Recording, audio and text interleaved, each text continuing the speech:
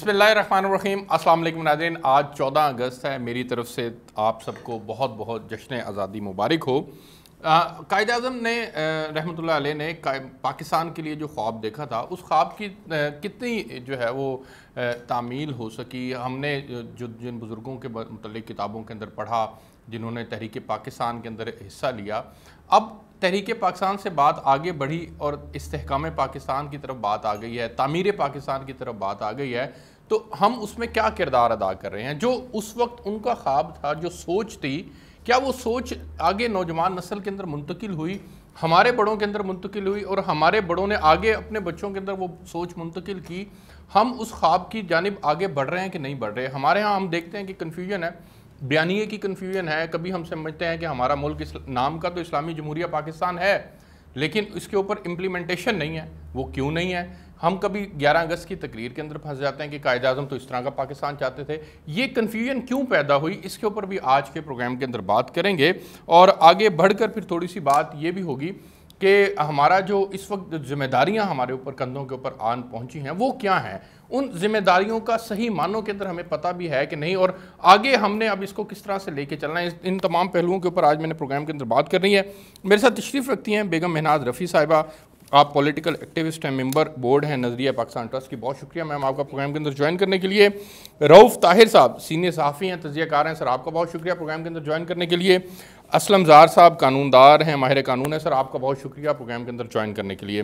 میں سب سے پہلے میم آپ سے آغاز کرنا چاہ رہا ہوں، اور جو ہمارے قائد نے محمد علی جناح رحمۃ اللہ علیہ نے جو پاکستان کا خواب دیکھا تھا، کیا پہلے تو نظریہ پاکستان کے ممبر ہونے کے ناطے آپ کائنڈلی اس کو تھوڑا سا بیان کر دیں کہ وہ تھا کیا اور آج ہم کہاں کھڑے ہیں؟ دیکھیے، یہ کوئی ڈھکی چھپی بات نہیں ہے، لیکن قائد اعظم نے جو سوچا تھا پاکستان کے لیے، وہ تو پہلے دن سے ہی پاکستان بن ہی نہیں سکا، اور ان کی بیماری کی وجہ سے اور پھر ان کی رحلت کی وجہ سے یہ نتیجہ ہوا کہ پاکستان کا جو نظریہ تھا وہ لوگوں نے اپنے اپنے طریقے سے بنا لیا، اور وہ اس طرح سے بن ہی نہ سکا جو ان کی خواہش تھی۔ ان کی خواہش اگر آپ بیان جی میں کہہ رہی ہوں کہ ایک بات آپ یہ دیکھیے کہ ہمارے ہاں بات ہوتی ہے انسانیت کی، انسانی حقوق کی، سب کی۔ قائد اعظم نے کیا کہا تھا؟ قائد اعظم نے کہا تھا کہ اس ملک کے جتنے بھی رہنے والے ہیں، وہ ہندو ہیں تو مندروں میں جائیں، عیسائی ہیں گرجوں میں جائیں، سکھ ہیں تو اپنے گردواروں میں جائیں، مسلمان مسجدوں میں جائیں، لیکن سب کے سب جو ہیں وہ پاکستان کے شہری ہیں۔ ٹھیک، کیا پہلے دن سے اس بات کو کسی نے سمجھا؟ نہیں سمجھا۔ قائد اعظم کی بیماری نے ان کو اتنا کمزور کر دیا کہ وہ جتنے دن زندہ بھی رہے اس میں وہ کوئی رول اتنا زیادہ ادا نہ کر سکے۔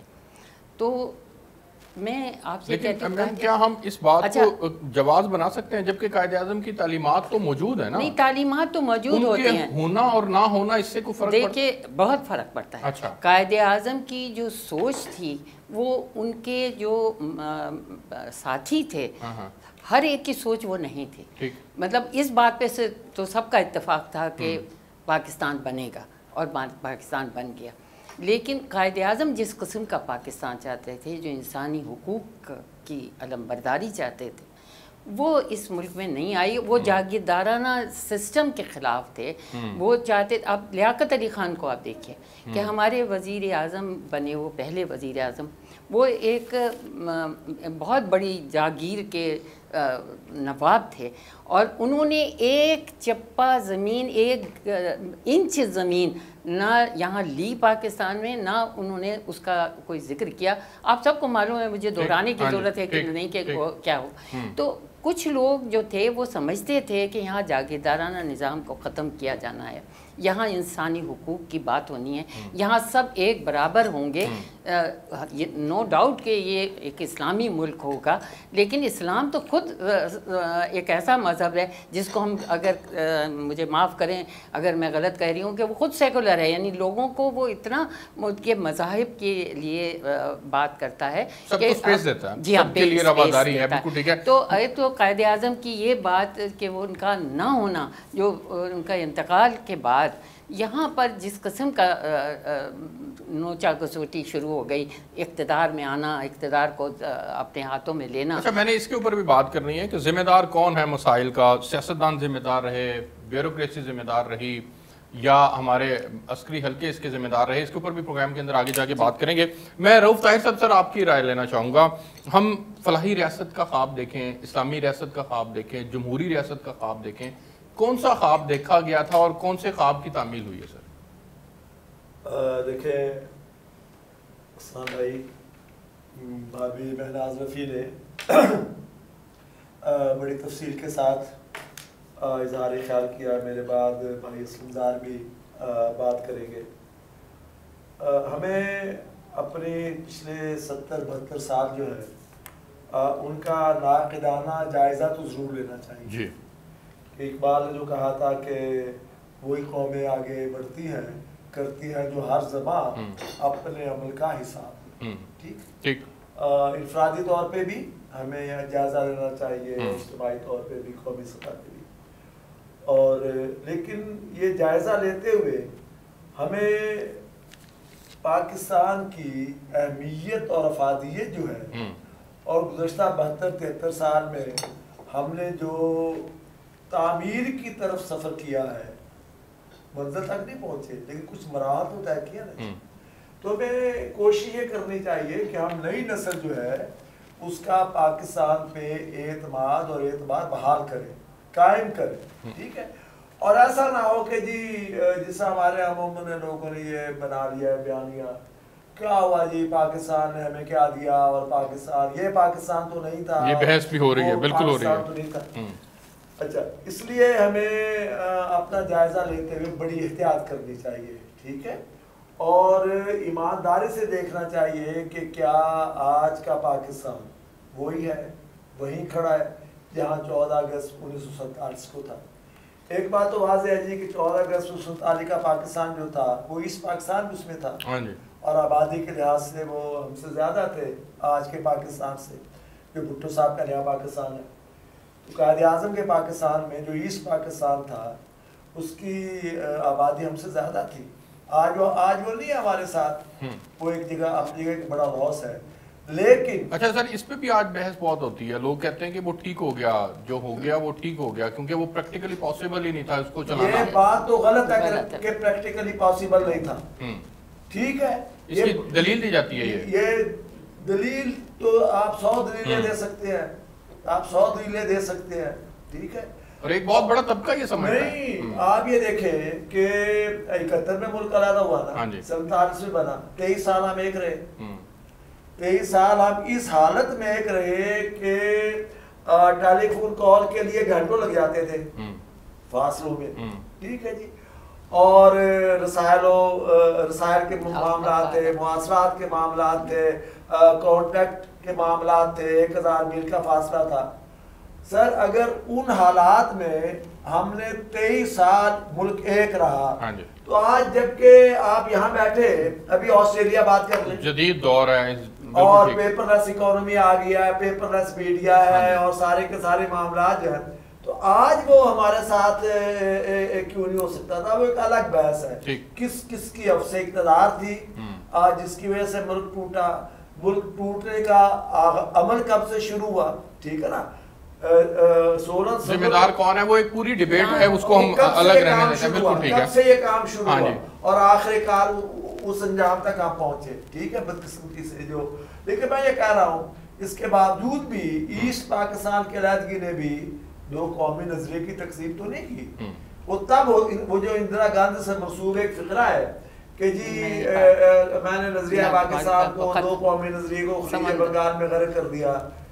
بیگم صاحبہ، اگر شریمتی جی اگر وہ واقعی ایسا ہوتا تو 16 دسمبر کے بعد 17 دسمبر کو بنگلہ دیش وجود میں نہ آتا.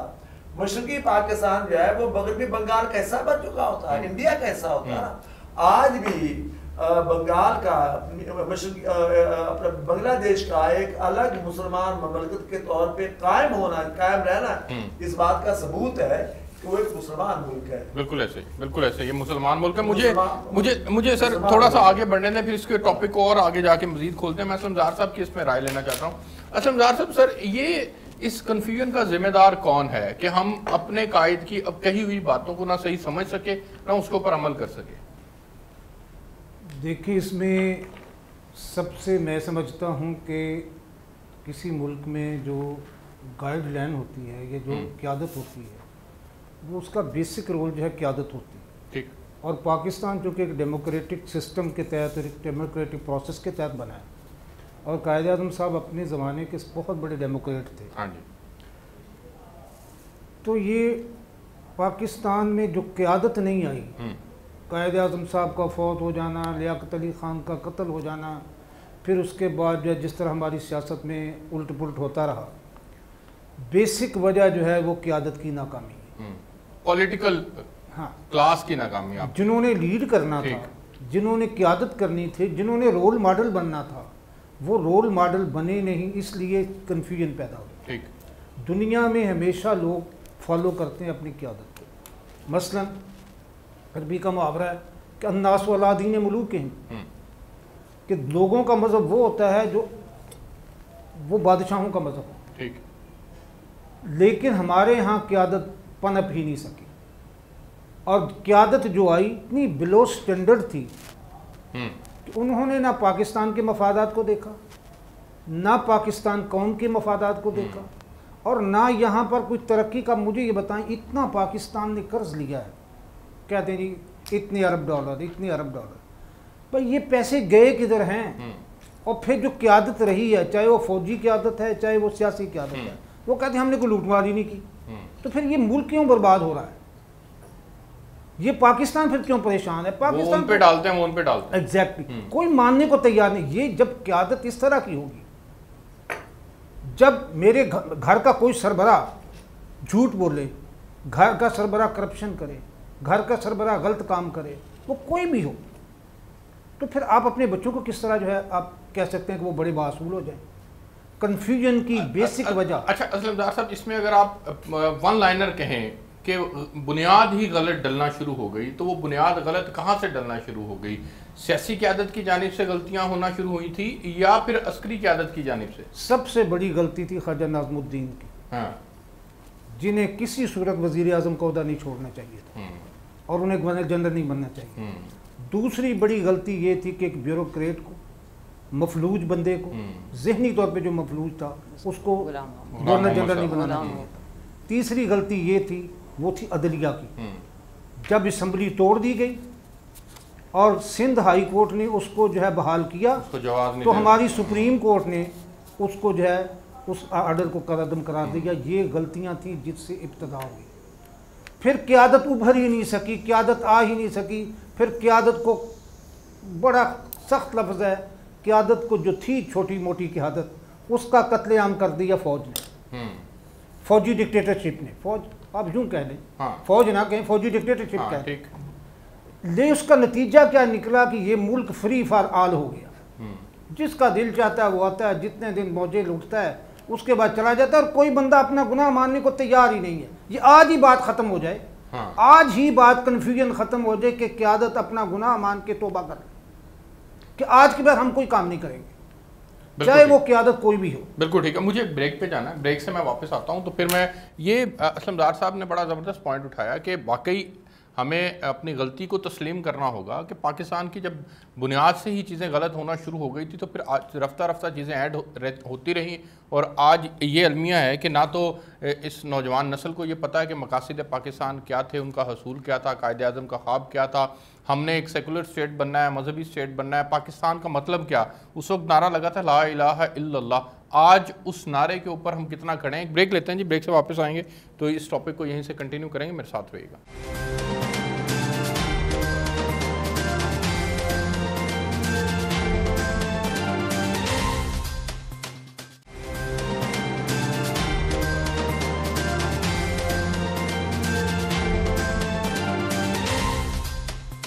جی ویلکم بیک ناظرین. بیگم مہناز رفیع صاحبہ, پاکستان کا مطلب کیا, لا الہ الا اللہ, اس نعرے کی گونج آج کہیں سنائی نہیں دیتی.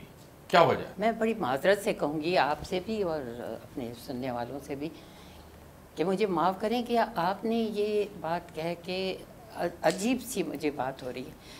یہ بات جو کہی گئی تھی کہ پاکستان کا مطلب کیا، لا الہ الا اللہ، یعنی خدا کے ساتھ، کہ خدا نے جو زمین پر بھیجا انسانوں کو اور جس قسم کا کہا، اور ہمارے حضور صلی اللہ علیہ وسلم نے اپنی زندگی میں ہی بتا دیا کہ کس طرح ایک حکومت بنائی جاتی ہے، وہ مذہب کو اس انداز میں نہیں کیا تھا جو معاف کیجیے گا آج پاکستان میں شروع ہو گیا. یعنی ہم مسلمانوں کے اندر، پہلے میں نے آپ سے کہا کہ جو دوسرے لوگ تھے، قائد اعظم نے سب کو کہا تھا کہ یہیں رہو، کسی کو نہ جاؤ، نہ کسی کو مارا پیٹا گیا، اتنا نہ کچھ کیا گیا، کرسچن بھی رہے، سکھ بھی رہے، سب رہے، ان کی مرضی سے چلے گئے. وہ چاہتے تھے کہ سب رہیں، اور ایک ایسا جو اللہ کا بنایا ہوا نظام ہے کہ سب کے ساتھ ایک جیسا برتاؤ ہوگا، وہ یہاں پہ قائم ہوگا. وہ نہ ہوا. اس کے بعد آپ دیکھیے کہ کیا شروع ہو گیا. مطلب اسلام کے اندر بھی مختلف قسم کے نہیں، آپ تھوڑا سا اس کو کلیئر کریں بات کو. آپ کیا کہہ رہی ہیں کہ قائد اعظم ایک اسلامی ریاست نہیں چاہتے تھے؟ بالکل چاہتے تھے. اچھا، وہ چاہتے تھے جو رسول پاک صلی اللہ علیہ وسلم ان سے پوچھا گیا کہ پاکستان کا دستور کیا ہوگا، انہوں نے کہا جب 1400 سال پہلے قرآن آ گیا تو پھر دستور کی کیا ضرورت ہے؟ انہوں نے کہہ دیا تھا. لیکن یہاں فرقے واریت شروع ہو گئی.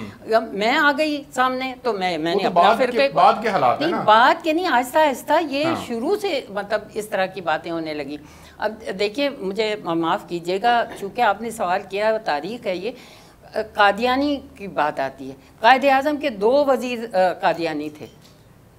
آج اب آپ کسی قادیانی کو لینا چاہیں تو یہاں پہ جھگڑا ہو جاتا ہے. وہ بھی تو پاکستانی ہے.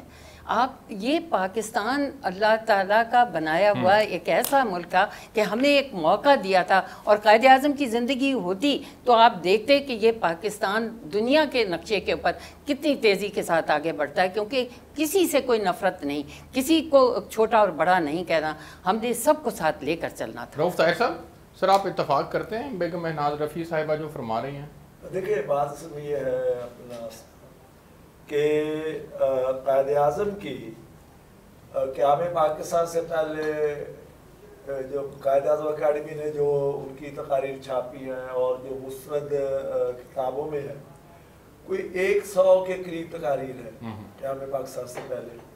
اور قیام پاکستان کے بعد زیارت کوئٹہ جانے سے پہلے تک جو ان کا آخری سفر تھا، کوئی 1 درجن کے رقبہ کا 12-13 تقریریں ہیں. ان میں اسٹیٹ بینک کے افتتاح کے موقع والی تقریر بھی ہے، قبائلی جرگے والی تقریر بھی ہے، 11 اگست والی تقریر بھی ہے جو انہوں نے آئین صدر اسمبلی سے کی، اور جس میں جب لارڈ ماؤنٹ بیٹن نے کہا کہ مجھے امید ہے کہ جب سب کانٹیننٹ تقسیم ہو گیا ہے تو اب یہ پاکستان کے اندر آپ رواداری کا وہی مظاہرہ کریں گے جو اکبر کے دین الہی میں تھا. قائد اعظم نے اپنی جوابی تقریر میں کہا کہ اکبر کا دین الہی تو کل کی بات ہے نا، ہمیں تو اس رواداری، اس برداشت اور اقلیتوں کے لیے کہ ان حقوق کا ذکر کی بات 1400 سال پہلے بتا دی گئی. اور ابھی جو مہناز رفیع صاحبہ نے کہا، قائد اعظم کی 11 اگست کی تقریر کو ہم میثاق مدینہ کی جھلک بھی قرار دے سکتے ہیں. ٹھیک ہے، کہ جس میں یہ تھا کہ ریاست مدینہ تھی، سب اسے مل کے اس کا تحفظ کریں گے، باہر سے حملہ ہوگا، ہم سب مدینہ کے شہری ہیں. سر اگر ہم اس کو مدینہ کی ریاست کی ایک جھلک قرار دے سکتے ہیں تو پھر جو کلمہ کی بنیاد کے اوپر اس ملک کو آپ نے بنایا تھا، آپ کے 2 قومی نظریے کی بنیاد مسلمان اور ہندو کی بنیاد کے اوپر تھا. بنیادی چیزیں آپ طے کر لیں، بنیادی چیزیں آپ طے کر لیں. مثلا 73 کے کانسٹیٹیوشن میں لکھ دیا گیا کہ جی سربراہ مملکت جو ہے وہ مسلمان ہوگا.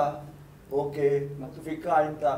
اس کے بعد اور بھی اسلامی نظریاتی کونسل ہے، یا کوئی قانون جو ہے وہ اسلام قرآن و سنت کے منافی نہیں بنے گا، اور بہت سی چیزیں ہیں. لیکن آپ مجھے یہ بات بتائیں سر کہ ابھی یہ جو بل ہے جسے پنجاب اسمبلی نے منظور کیا ہے اور ابھی تک گورنر کو نہیں پہنچایا گیا، یعنی قادیانی تو غیر مسلم ہو گیا، مان لیا جی، ختم نبوت میں یقین نہیں رکھتے. ٹھیک ہے، اور قائد اعظم نے ظفر اللہ خان کو وزیر خارجہ بنایا، لیاقت علی خان کی کابینہ کے وہ وزیر خارجہ تھے، ہندو بھی منڈل کو چھوڑ کے چلے گئے درمیان میں. تو وہی ظفر اللہ خان جو تھے، تصویریں موجود ہیں اخبارات میں کہ قائد اعظم رحمۃ اللہ علیہ کے جنازے میں وہ موجود تھے، لیکن جنازے میں شریک نہیں ہوئے. اس موقع پہ موجود تھے، جنازے میں شریک نہیں ہوئے. جب ان سے پوچھا گیا، انہوں نے کہا کہ آپ مجھے ایک مسلمان مملکت کا غیر مسلم وزیر خارجہ سمجھ لے یا غیر مسلم مملکت کا مسلمان وزیر خارجہ سمجھ لے. لیکن کہنے کا مطلب یہ سر کہ ہم جو تفصیلات میں چلے گئے نا، ابھی یہ جو تحفظ بنیاد اسلام بل آ گیا جی، تحفظ بنیاد اسلام بل اس ملک میں آ گیا ہے، اس صوبے میں آ گیا ہے جس میں مسلمان، جس کی آبادی کو 11 کروڑ ہے اور غالب ترین اکثریت جو ہے مسلمانوں کی ہے. اس کا نقصان کیا ہوا ہے؟ اب نقصان اس کا یہ ہوا کہ رضی اللہ تعالیٰ عنہ لکھیں گے نہیں لکھیں گے، کرم اللہ باجو لکھیں گے نہیں لکھیں گے، علیہ السلام کس کے لیے لکھیں گے. اچھا، اور اس کے بعد آپ مجھے ایک بات بتائیں میرے محترم بھائی کہ آپ جب تفسیرات میں چلتے چلے جائیں گے نا تو اس کے لیے اسلام کی آپ کوئی خدمت نہیں کریں گے، اسلام کی خدمت نہیں کر رہے. ٹھیک ہے، مجھے اسلم زہار صاحب نہیں کریں گے. اسلم زہار صاحب سر مجھے آپ کی ہو گیا، بنیادی چیزیں طے پا گئی. اب خدا کے لیے رک جائیں، کہیں تو رک جائیں نا، کہیں تو رک جائیں. نہیں سر، اگر ہم رکنے کی بات کرتے ہیں اسلم زہار صاحب، اس پہ آپ روشنی ڈالیے گا. تو جب ہم نے اس وقت کلمہ پڑھا تھا کہ پاکستان کا مطلب کیا، لا الہ الا اللہ کی بات کی تھی اور جمہوری نظام کو اسلامی بنیادوں کے اوپر جو ہے وہ لانے اور کرنے کی بات کی گئی تھی، تو اب اس کے اوپر امپلیمنٹیشن کا مسئلہ ہے نا. امپلیمنٹیشن ایک لفظ کہنے کی آپ سے اجازت لے لوں. آپ نے 2 تیسری چوتھی دفعہ یہ بات کہی، لا الہ الا اللہ محمد رسول اللہ. بالکل یہی قائد اعظم کی سوچ تھی. لیکن کیا آپ نہیں سمجھتے کہ ہمارے حضور صلی اللہ علیہ وسلم نے کس طرح کیا تھا؟ ان کے ہاں یہودی آئے ان سے بات چیت کرنے کے، انہوں نے مسجد نبی میں ان کو رہنے کی جگہ دی. انہوں نے کہا کہ ہم اپنی عبادت کرنا چاہتے ہیں، انہوں نے کہا یہیں کر لو عبادت. اسلام وہ ہے کہ جو تمام لوگوں کو انسانیت کی بنیاد میں وہی تو عرض کر رہا ہوں نا کہ پھر ہم امپلیمنٹیشن کا مسئلہ ہے نا ہمارے یہاں. امپلیمنٹیشن بھی ہو سکتا تھا، لیکن جو بات میرے بھائی نے ابھی کہی میں ان سے 100% اتفاق کرتی ہوں کہ اس کے بعد آنے والے لوگ جو تھے قائد اعظم کے بعد، ان لوگوں نے اس طرح کی باتیں شروع کر دیں کہ کچھ ایسے لوگ تھے، میں کہنا نہیں چاہتی، لیکن جو اسلام کے دعوے دار بن جاتے ہیں کہ انہی کو سب کچھ معلوم ہے، انہوں نے اصل میں ان میں چیزیں نکال کے. ٹھیک ہے، مجھے اسلم زہار صاحب سر امپلیمنٹیشن کا مسئلہ. سر امپلیمنٹیشن تو کسی چیز کی بھی نہیں ہو رہی. ہاں، اب یہ تو بڑا مشکل مسئلہ ہے جو آپ کہہ رہے ہیں کہ یہاں پر اسلام کی پذیرائی ہو، اس کی امپلیمنٹیشن ہو. دنیا کے کسی ملک میں اس وقت کوئی امپلیمنٹیشن نہیں ہے اسلام کی. اور جس کو ہم ریاست مدینہ کہتے ہیں وہ آج سے 1400 سال پہلے کی بات ہے. امپلیمنٹیشن تو بہت دور کی بات ہے، بلکہ ہم تو اس کو دن بدن خراب کرتے جا رہے ہیں. اور جتنی قیادت چھوٹی آ رہی ہے وہ اس کو اتنا اسلام کو متنازع فی بنا رہی ہے. جس طرح بھی یہ رؤوف طاہر صاحب فرما رہے تھے کہ بھائی کس کے کیا لکھیں گے آپ، کس طرف آپ جا رہے ہیں، کر کیا. اس ملک کا مسئلہ یہ تو نہیں ہے نا، اس ملک کا مسئلہ تو 22 کروڑ عوام ہے. اس ملک کا مسئلہ 22 کروڑ عوام کے لیے روزگار کا بندوبست ہے. یہاں بھوک ہے، افلاس ہے، وہ جو ہے ننگ ہے، بے روزگاری ہے، یہ مسائل ہیں. اس مسائل کی طرف تو کوئی آتا نہیں. اور جو باتیں کرتے ہیں مجھے الا ماشاء اللہ، مجھے بتائیں جو یہ باتیں کر رہے ہیں اسلام کی جو پذیرائی کرنا چاہ رہے ہیں، ان کی اپنی زندگیوں میں کتنا اسلام ہے؟ وہ خود تو اپنے آپ کو سوچتے نہیں ہیں. پاکستان میں مجھے ایک بندہ بتا دیں، کوئی اٹھا دیں، میں جو ہے یہ بہت تلخ بات ہے، یہاں پر کس بندے کے وہ رہن سہن جو اس کے وسائل کے مطابق ہے، سوائے ہمارے وہ لوگ جو غربا میں آ رہے ہیں، جن کے پاس وسائل ہی نہیں ہیں، جو صاحب حیثیت لوگ ہیں، ان میں سے کس کے پاس جو ہے اس کے وسائل اور اس کے جو ہے طرز زندگی میں یکسانیت ہے. پرابلم اور ہیں اور پرابلم اور کریٹ کیے جا رہے ہیں، جس سے نتیجہ کیا نکلتا ہے کہ پاکستان دن بدن الجھتا جا رہا ہے. پاکستان دن بدن جو ہے مسائل کا شکار ہوتا جا رہا ہے اور ہم کوئی اس کو حل کرنے کو تیار نہیں ہیں. ہم سب جو ہے ایک ہی ڈگر پہ بھاگے چلے جا رہے ہیں اور کوئی بندہ یہ سوچنے کو تیار نہیں ہے کہ اس ملک کی بہتری کیسے ہونی ہے، اس ملک میں ترقی کیسے ہونی ہے، اس ملک میں امن و امان کیسے ہونا ہے، اس ملک میں یہ ساری قباحتیں کس طرح ختم ہونی ہیں. اس کی طرف کوئی توجہ نہیں دے رہا. جس طرح بھی آپ نے یہی دیکھا بھی بل پاس ہو گیا پنجاب اسمبلی میں, اسی طرح اور بے شمار باقی کہ کوئی بندہ اس کو توجہ دینے کو تیار ہی نہیں ہے.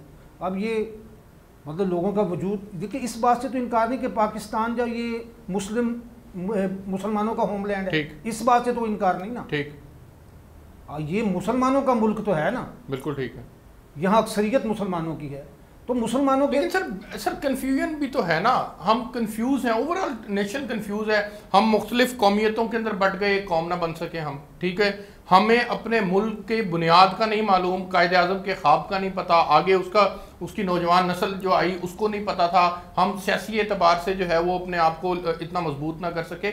مختلف مسائل کا شکار تو ہم ماضی میں بھی رہے, آج بھی ہیں سر, اور آج زیادہ ہو گئے. بلکہ یہ ختم ایسے ہوگا جب تک یہ ساری سچویشن پولیٹیکلی ہینڈل نہیں ہوگی. آپ دیکھیں اس ملک میں بھی جب دیکھیں کوئی تحریک چلی ہے, نہ یہاں کوئی شیعہ رہا, نہ کوئی سنی رہا, نہ یہاں کوئی وہابی رہا, نہ کوئی بلوچ رہا, نہ سندھی رہا, نہ پٹھان رہا. آپ جس وقت بھی عوامی طور پہ کوئی تحریک چلی ہے اس ملک میں, تو یہ چیزیں سب پیچھے چلی گئی ہیں, صرف پاکستانیت رہ گئی ہے یا اسلام رہ گیا ہے. کیونکہ آپ اسلام کو پاکستان سے علیحدہ نہیں کر سکتے. بالکل ٹھیک, پاکستان بنیاد ہے اسلام کی. اور یہ آپ کو میں بتا دوں گا, یہ اپنا موقف, میرا موقف یہ ہے کہ بے شک یہ جو نعرہ تھا کہ پاکستان کا مطلب کیا لا الہ الا اللہ, یہ بے شک نعرہ تھا, لیکن اگر یہ نعرہ نہ لگاتے تو عوام تک یہ بات پہنچنی نہیں تھی کہ پاکستان کیوں بنایا تو جائے. سر یہ کیا صرف نعرہ اس وقت کی ضرورت تھا اس لیے لگا, ضرورت تھا, اس کے علاوہ یہ زندگیوں میں اپنانے کی ضرورت, لیکن عوام الناس اس کے علاوہ میسج کو سمجھ ہی نہیں سکتے تھے. عوام الناس نے تب سمجھا کہ جب ان کو پاس یہ پہنچا کہ ہاں پاکستان کس لیے بنایا تھا, کہ اسلام یہ لا الہ الا اللہ کی بنیاد پہ ملک قائم ہوگا, یہاں اسلام آئے گا, یہاں حضور کا نظام آئے گا, خلفائے راشدین کا نظام آئے گا.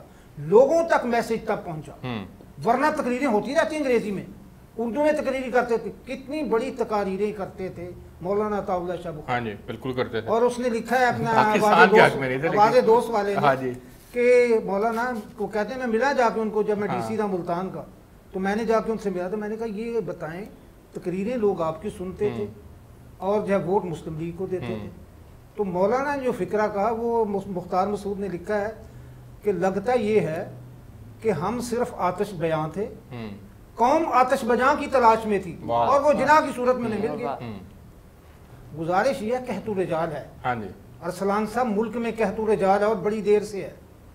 اور مختار مسعود نے ایک فکرہ لکھا ہے کہ قحط میں موت ارزاں ہوتی ہے اور قحط الرجال میں زندگی. سر مجھے بریک پہ جانا ہے, میں بریک سے واپس آتا ہوں. تو پھر آج کی یہ جو مسائل کی دلدل ہے اور آج کی نوجوان نسل کے لیے اب کون رہنمائی کرے گا, کیا ہمارے کندھوں کے اوپر کیا ذمہ داری ہے, ہم سے بڑے جو ہیں ان کے کندھوں کے اوپر کیا ذمہ داری ہے, ذمہ داری کا احساس ہے کہ نہیں. اور پھر اس میں سب سے بڑھ کر ہم نے بات تھوڑی کشمیر کے اوپر بھی کرنی ہے کہ 5 اگست کو گزرے جو ہے وہ 1 سال اور کچھ دن ہو چکے ہیں. ہم نے 5 اگست یوم استحصال کے طور پر بھی منایا تھا, لیکن اس وقت اگر آج سے 1947 کی ہم بات کریں, اس وقت کے کشمیر کے حالات کے اوپر بات کرنا چاہیں تو وہ آج کے اس کو سمجھنے کے لیے, اس پرائے کو سمجھنے کے لیے کتنا ضروری ہے. ایک بریک لیتے ہیں, میرے ساتھ رہیے.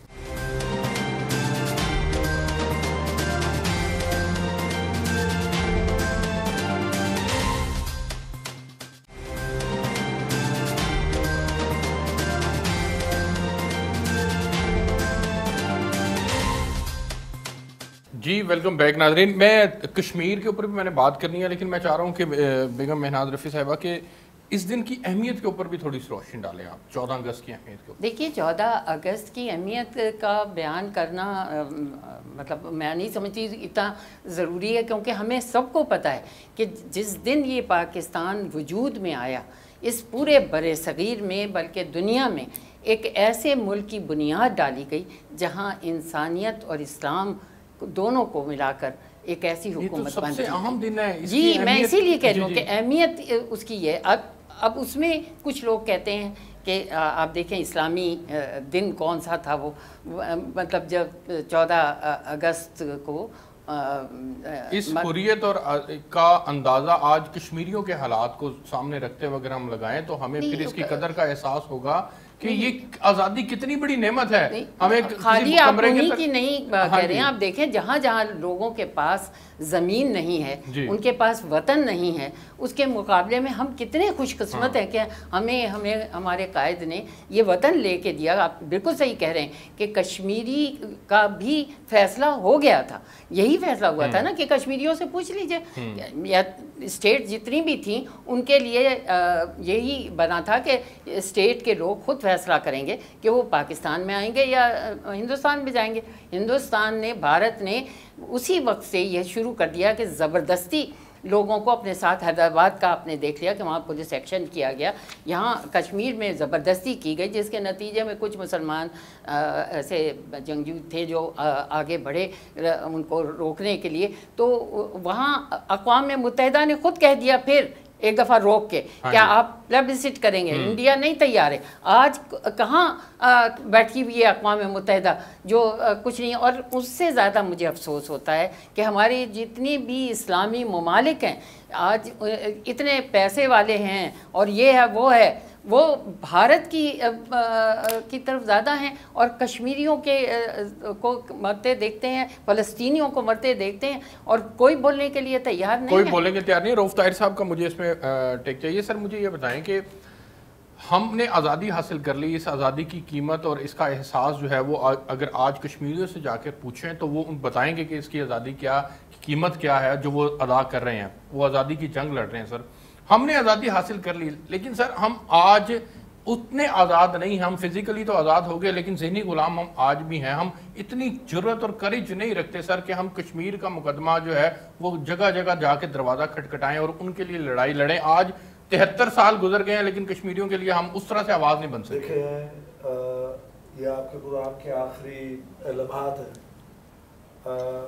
میری محترم بہن میرا رفیع صاحبہ نے بہت اہم بات کہی کہ پاکستان کا قیام اور پاکستان کا وجود بذات خود بہت بڑی نعمت ہے. بالکل نعمت ہے. اس کے باوجود کہ ہم کچھ چیزیں حاصل نہیں کر سکے, ابھی اس منزل کی طرف طویل فاصلہ جو ہم نے طے کرنا ہے, لیکن جتنا کچھ ہم حاصل کر چکے ہیں اس کی اہمیت اور افادیت کو محسوس کریں.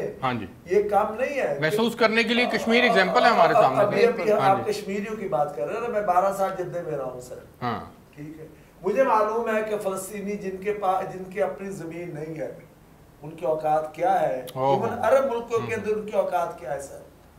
ٹھیک ہے, میرے پاس ایک جو سیلف پاسپورٹ ہے نا, مجھے ایک خاص اعتماد دیتا تھا وہاں پہ. میں آج نوکری چھوڑ کے PIA پہ بیٹھوں گا, واپس چلا جاؤں گا, میرا گھر ہے یہاں پہ نا, میرا ملک ہے. بالکل ایسے. لیکن فلسطین جو ہے, اس لیے محترم بھائی ہمیں نئی نسل کو یہ بتانا ہے کہ پاکستان کا قیام بذات خود بہت بڑی اچیومنٹ تھی. اور ایک بات آخری میں یہ عرض کرنا چاہتا ہوں سر کہ کیا 14 اگست 1947 کا جو پاکستان تھا آج کا پاکستان وہی ہے؟ سوری سر, ایسٹ پاکستان کا عالمی اپنی جگہ, لیکن آج پاکستان نے اس سے کہیں زیادہ آگے کا سفر کیا سر. آپ تصور کریں کہ 14 اگست میں جب پاکستان بنا ہے تو چیلنج کیا تھے؟ یہاں کوئی کانگریس نہیں تھی جو منظم. سر وہ تو چیلنجز تو ہمارے اپنی جگہ پہ کھڑے ہیں, بالکل اس میں کوئی دو رائے نہیں ہے. میں عرض کرنا چاہتا ہوں سر, آخری بات عرض کرنا چاہتا ہوں, کتنے بڑے چیلنج تھے. قائد اعظم اللہ کو پیارے ہو گئے, وہاں نارو 62 تک زندہ رہا. ہاں جی ٹھیک ہے, اور وہ ہمارے قائد اعظم سال بھر کے بعد اللہ کے پاس چلے گئے. لیاقت علی خان جو دوسرے موت میں ترین لیڈر ہو سکتے تھے اور تھے, انہیں شہید کر دیا گیا. لیکن اس کے باوجود ہم اس حقیقت کو نظر انداز نہ کریں کہ اس دور کے نااہل سیاستدانوں نے اس ملک کو سنبھالا نا سر, کہ نہیں سنبھالا. ٹھیک ہے, یہاں تک کہ 58 کا پاکستان جو تھا وہ گوادر حاصل کر چکا تھا, 56 کا کانسٹیٹیوشن بن چکا تھا, سیٹلمنٹ میں آباد کاری میں بڑے فراڈ وہ بھی ہوئے ہوں گے, لیکن اس کے باوجود بھی پروگریس کر رہے تھے, ہم آگے بڑھ رہے تھے. اور آج کا پاکستان سر اس سے بہت بہتر ہے. بالکل ٹھیک ہے. کیا ہم آج بھی پاکستان, وہ والا پاکستان جو چاہ رہے تھے قائد اعظم, اس کو اچیو کر سکے؟ پھر آگے کشمیر کی ہم بات کریں, ہمارے اندر وہ کریج نہیں ہے کہ ہم اس کریج کے ساتھ کشمیر کا مقدمہ لڑ سکیں جا کے. دیکھیں بے شمار جو ہے نا ناکامیوں کے باوجود پاکستان کی بہت زیادہ کامیابیاں بھی ہیں, ان کو ہمیں ایک دوسرے کے ساتھ دیکھنا چاہیے.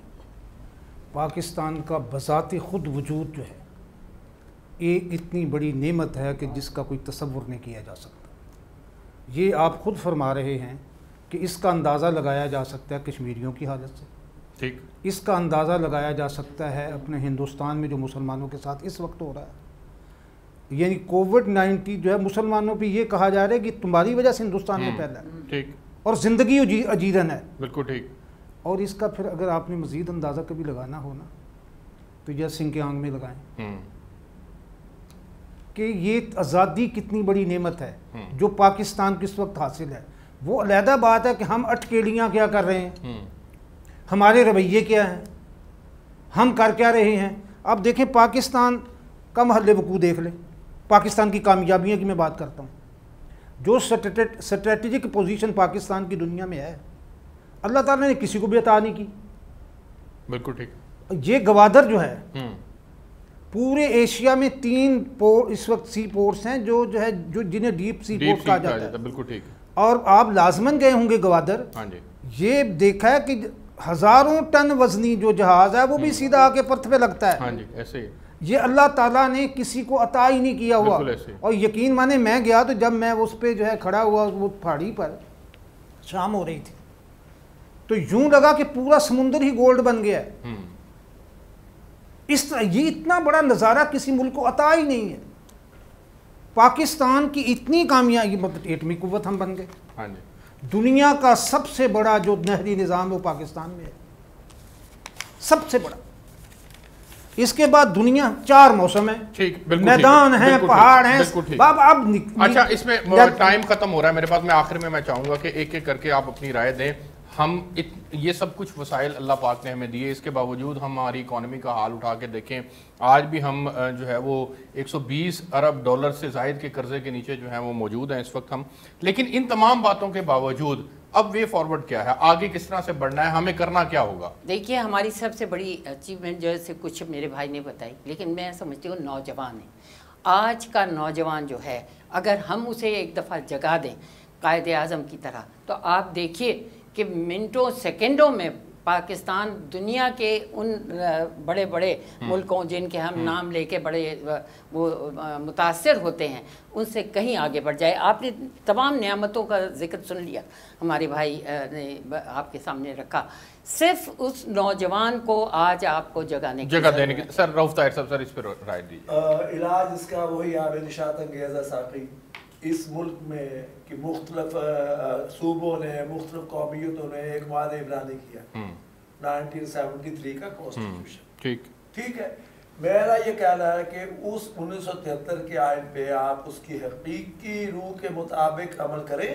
اور قائد اعظم نے اسٹاف کالج کوئٹہ میں جب کچھ بابرتی لوگوں نے کچھ انہیں مشورے دینے کی ضرورت کی تجاویز پیش کرنے کی کوشش کی, تو انہوں نے کہا کہ تمہارا کام ایک منتخب پارلیمنٹ اور منتخب حکومت کی طے کردہ پالیسیوں اس کے فیصلوں پہ عمل درآمد کرنا ہے. ٹھیک, یہ تمہارا کام ہے, یہی علاج ہے. یہی بالکل ٹھیک ہے. میں رسلم دار سے سارا جی گزارش یہ ہے کہ اگر ہم 121 ارب کے ڈالر اس میں پاکستان کا کیا